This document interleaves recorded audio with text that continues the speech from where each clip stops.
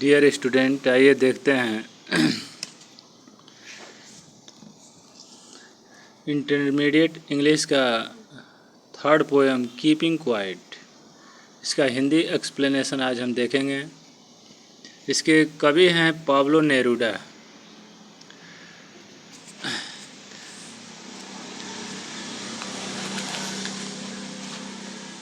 एक एक वर्ड का हिंदी एक्सप्लेनेशन हम समझते हुए आगे बढ़ेंगे।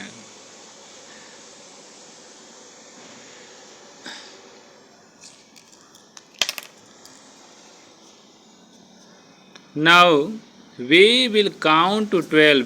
अब हम 12 तक गिनेंगे।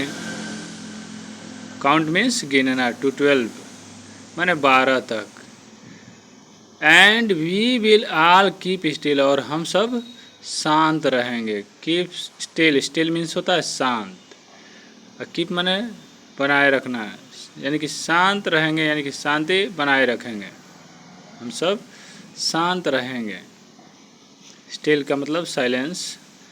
फॉर वंस, कवि हमसे आग्रह करता है कि एक बार के लिए, यानी कि एक बार, on the face of the earth, मैंने पृथ्वी की सतह पर, फेस मैंने यहाँ सरफेस, धरातल, ग्राउंड, पृथ्वी के सतह पर, let's not speak in any language, हम किसी भी भाषा में बात ना करें, यानी किसी भी भाषा में ना बोलें। लेट्स स्टॉप फॉर 1 सेकेंड, और आओ 1 सेकेंड के लिए स्टॉप माने रुक जाएं। स्टॉप फॉर 1 सेकेंड माने 1 सेकेंड के लिए रुकें। And not move our arm so much, माने बहुत अधिक, और अपने भुजाओं को बहुत अधिक न हिलाएं, यानी कि ज़्यादा न हिलाएं। जैसा कि संसार में सब लोग जल्दबाजी में रहते हैं, किसी न किसी काम के पीछे सदैव व्यस्त रहते हैं, तो और हम अपने आप का आत्मनिरीक्षण नहीं कर पाते हैं। तो इस अपने आप को समझने के लिए कभी हमसे अपने आत्मनिरीक्षण, सेल्फ इंट्रोस्पेक्शन करने के लिए सलाह देता है। कहता है,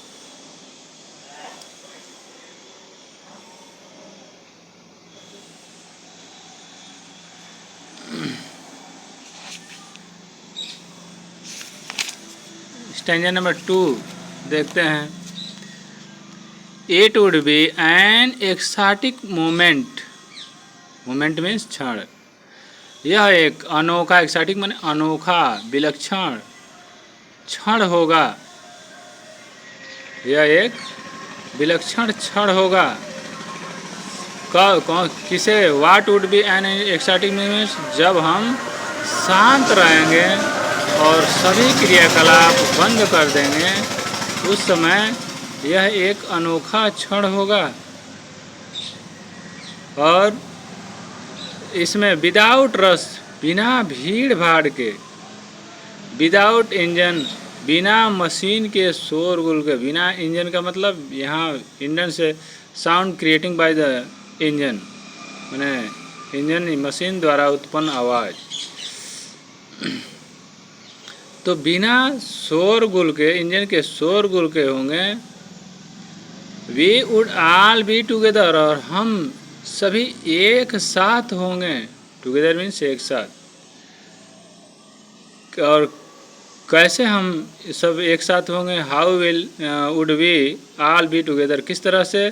तो इन अ सडन स्ट्रेंजनेस माने अचानक विचित्रता में, यानी कि when we would be, when we would all be, all keep still, जब हम सब शांत रहेंगे। तो कवि कहता है कि यह क्षण जब सारे क्रियाकलाप बंद कर देंगे और शांत रहेंगे और अपने अंगों को नहीं हिलाएंगे, हमारे शरीर के किसी अंग में, there would be no movement of any kind in our body, तो it would be an exotic moment और we would all be together in a sudden strangeness. हम सब एक आकस्मिक विचित्रता में साथ रहेंगे। नेक्स्ट है कि फिशरमैन माने मछुआरे। फिशरमैन मीन्स मछुआरे, मछली जल में मछली पकड़ने वाले मछुआरे। इन द कोल्ड सी माने ठंडे समुद्र में वुड नॉट हार्म वेल्स माने वेल मछलियों को हानि नहीं पहुंचा पाएंगे। यानी कि जब शांत रहेंगे तो यहाँ इसका इशारा कवि का यह है कि जब हम शांत बनाए रखेंगे तो किसी प्रकार का किसी को हानि पहुंचाने का विचार नहीं करेंगे। यानी कि when we would all be silence, जब हम शांत रहेंगे और there would be no movement of any kind in our body, हमारे शरीर में किसी प्रकार की गति नहीं होगा। We would stop all our activities, जब सभी हम अपने क्रियाकलाप बंद कर देंगे तो उस स्थिति में जो भी मछुआरे हैं वो समुद्र में वेल मछलियों को हानि नहीं पहुंचा पाएंगे। And the man gathering salt, और जो नमक इकट्ठा करने वाला, गैदरिंग मीन्स इकट्ठा करने वाला, मैन मीन्स आदमी, would look at his hurt hands, अपने चोटिल हाथों को देख पाएगा। यहाँ कभी इशारा कर रहा है कि अपने, जब हम शांत रहेंगे, आत्मनिरीक्षण करेंगे और एक अंडरस्टैंडिंग हमारे अंदर विकसित होगी, यानी कि a feeling of understanding with development, विकास के साथ एक भावना विकसित होगी। तो उस समय हम किसी को हानि पहुंचाने के बारे में नहीं सोच सकेंगे, बल्कि शांत रहकर जब अपने आप का निरीक्षण करेंगे तो हम सब एक साथ विकास के मार्ग पर आगे बढ़ेंगे। वी वुड ऑल प्रोसीड, आगे बढ़ेंगे किस लिए, फॉर द डेवलपमेंट में, विकास के लिए। There would be no jealous of any kind, किसी प्रकार का ईर्ष्या नहीं होगा। हम सब साथ रहेंगे और साथ मिलकर हम सब अपना तथा देश का विकास करेंगे। Those who prepare green wars, वे लोग जो हरित युद्ध की तैयारी करते हैं, वे लोग जो हरित युद्ध की तैयारी करते हैं, और कैसे तैयारी, किस प्रकार से, how do those people prepare green wars, किस प्रकार से वे हरित युद्ध की तैयारी करते हैं। तो वार्स विथ गैस के साथ, वार्स विथ गैस माने गैस के साथ युद्ध की तैयारी करते हैं। वार्स विथ फायर, आग के साथ युद्ध की तैयारी करते हैं।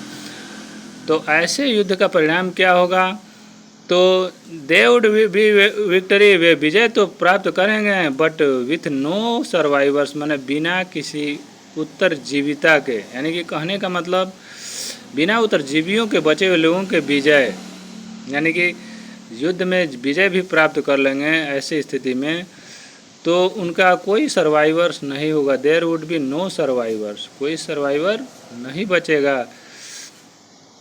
और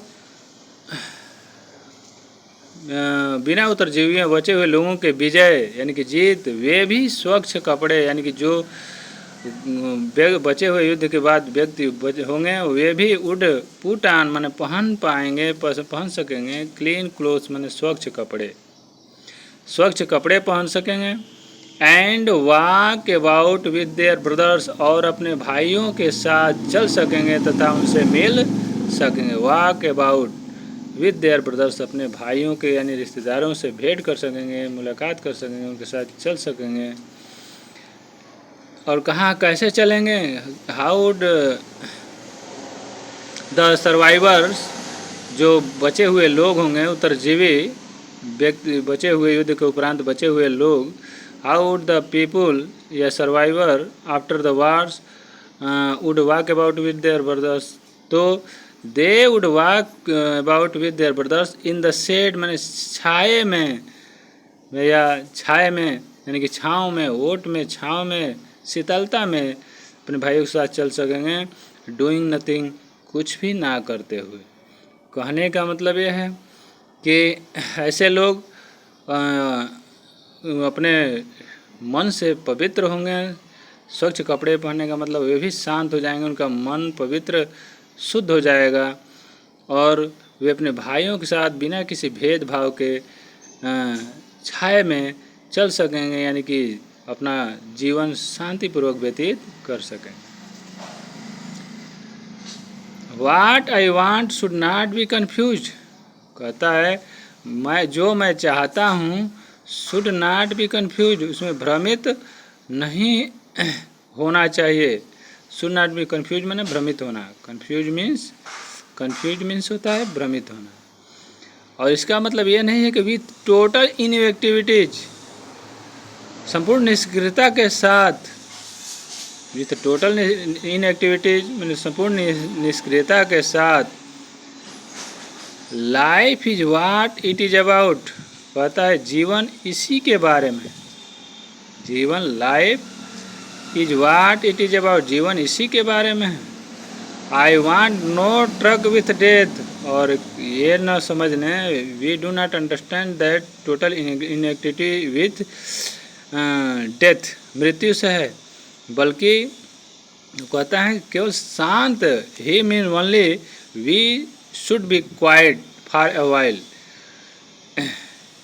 ही मीन्स नॉट टोटल इनएक्टिविटी, उसका मतलब टोटल इनएक्टिविटी से नहीं है, यानी कि डेथ से नहीं है। कहते हैं कि स्पष्ट कर देते हैं कि शांत रहने का मतलब मृत्यु नहीं है, बल्कि ये स्पष्ट करते हैं इस लाइन में कि I want no truck with death, मृत्यु से मेरा कोई लेना देना नहीं है।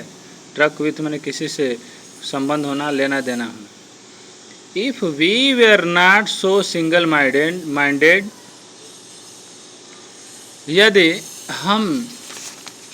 यदि हम अपने जीवन को गतिमान करने के एकनिष्ठ नहीं होते, ना सिंगल माइंडेड का मतलब एकनिष्ठ, एकाग्र, सिंगल माइंडेड का मतलब एकाग्र, यदि एकाग्र नहीं होते, यानी कि अपने व्यस्त जीवन में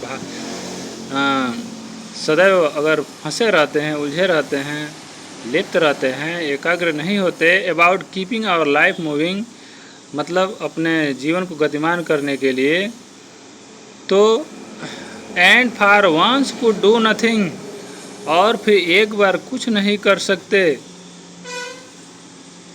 तो परहैप्स ए ह्यूज साइलेंस, तो शायद एक बड़ी शांति, विशाल मौन, माइट इंटरप्ट दिस सैडनेस, इस उदासी को में बाधा डाल दे या बाधा डाल सकती है, इस उदासी में बाधा पहुंचा सकती है। आप नेवर अंडरस्टैंडिंग, और कैसी उदासी होगी कि मैंने और सेल्फ, मैंने अपने आप को, स्वयं को कभी न समझ सकने की उदासी बाधा डाल सकती है। एंड आप threatening our self with death, और मृत्यु भय से धमकाए जाने या डराए जाने का बाधा डाल सकती है। इस तरह से कह रहा है कि मृत्यु से हमें धमकाया जा रहा है, डराया जा रहा है। अब कीपिंग क्वाइट का लास्ट स्टैंजा, परहैप्स मीन्स शायद, the earth can teach us, पृथ्वी हमें सिखा सकती है, बता सकती है, क्या सिखा सकती है कि किस प्रकार से पृथ्वी, how the earth remains quiet, पृथ्वी शांत रहती है, बट आफ्टर सम टाइम, कुछ समय बाद, it seems to be alive, यह जीवंत प्रतीत होने लगती है, फुल ऑफ ब्यूटी, सौंदर्य से भरी हुई प्रतीत होने लगती है। और आगे लिखा है कि as when everything seems dead, जब हर कुछ मृत दिखाई देता है, प्रतीत होने लगता है, तो एवरीथिंग मैंने प्रत्येक चीज़ मृत, यानी कब, and later proves to be alive, और बाद में जीवंत सिद्ध होती है, तो कब, तो इन विंटर, जाड़े के समय में, एंड एट नाइट, और रात के समय में पृथ्वी शांत हो जाती है। There is no sound, no movement at night, रात के समय में कोई आवाज़, कोई मूवमेंट नहीं होती है। और इन विंटर जाड़े के समय में भी this earth seems to be quiet, यह पृथ्वी जो है शांत दिखाई देती है।